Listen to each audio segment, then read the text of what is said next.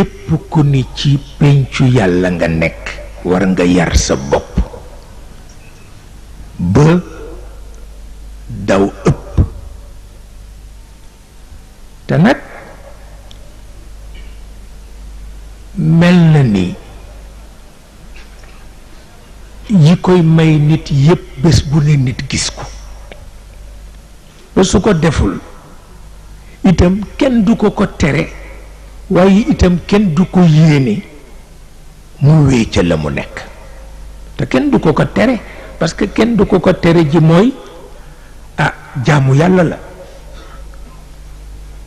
jaamu yàlla danga koy labiré rek la alquran ak yonent bi wax nit ki danga koy labiré waaye doo ko gëdd doo ko waar bu koy jaaxal dangay fexe ba méthode bi nga xam ni moom la yàlla wàcc ci yonent bi pour mu nose ko pénc mi neex ci moom bu ko defee rek yoon dafa daldi am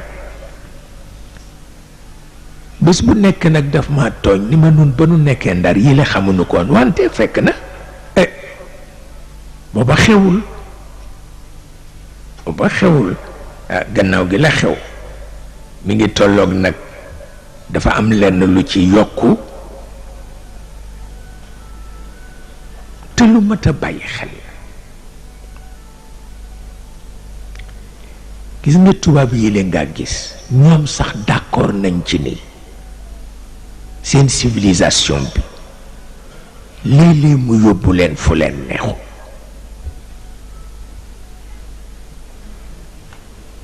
mais am na ci jëfandiku yu nga xam ni boo ko yemalee sa biir kër kenn du la yedd mais soo ko génnee ci mbedd mi rek ñu yedd te télévision mooy mbedd mi bu fekkee lu ñu war a nëbb nga génne ko ci dafa mel ni pexe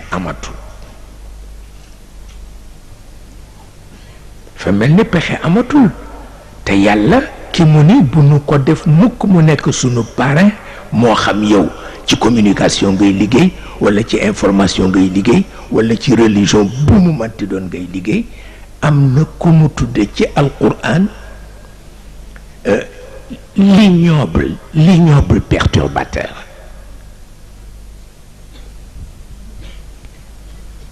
Il faut savoir se méfier de al-waswas al-khannas.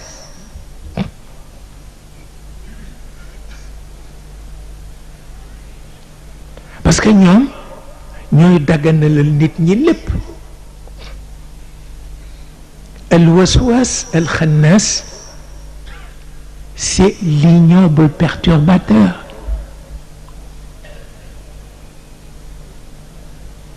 ku mata wattu la